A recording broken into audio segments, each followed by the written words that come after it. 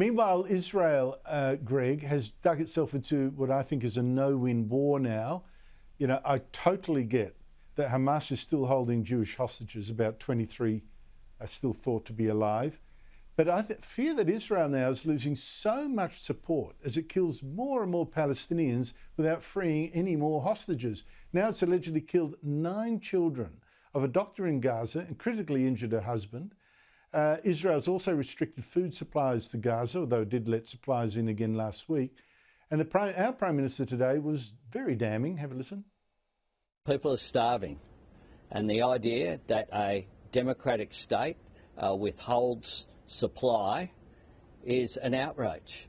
Now, that is my clear position. It's one I've indicated clearly and directly to the Israeli government. Now, Greg, I'm less sure about the word starving. There's been a lot of starvation propaganda all through this war.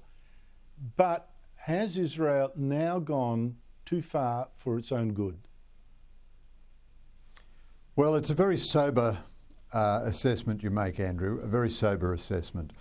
I think Hamas did a terrible thing to the Palestinians when, in releasing the first batch of hostages, it put on such a dance and a performance, and that communicated to Israelis a couple of things: that Hamas remained in charge in Gaza and that it was going to continue to torture Israeli hostages and their families.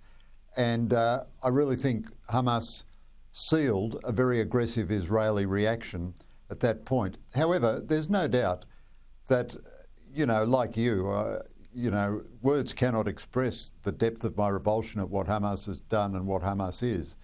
And the moral responsibility for what happens in Gaza lies predominantly with Hamas. And they could stop it tomorrow by releasing the hostages and laying down their arms. But having said all that, Israel certainly does have moral responsibilities towards the population of Gaza. And if you are the administering authority in a territory, you have responsibilities to the people in that territory, even if you're in the midst of conflict. And you've certainly got to make sure that they get adequate food. The other thing, an element of Israel's position, which I have been critical of all the way through, is Israel still won't tell us what it thinks happens on the day after.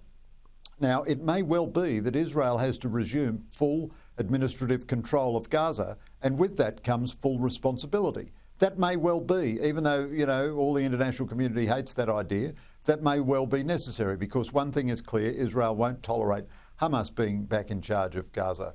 Israel would like to have some sort of Arab peacekeeping force and so on, but answer me this: which Arab soldier is going to shoot a Palestinian in order to prevent them from undertaking terrorism against Israel?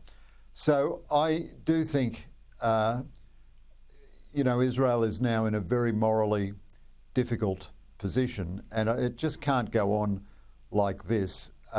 It has to tell us what it's going to do, and it has to provide for the basic necessities of the population of Gaza.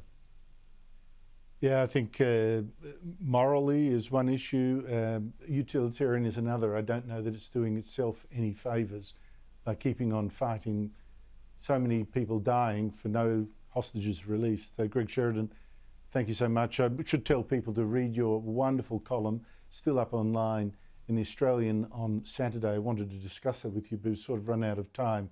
But people, I urge you to read it. It's one of the best the paper's run this year.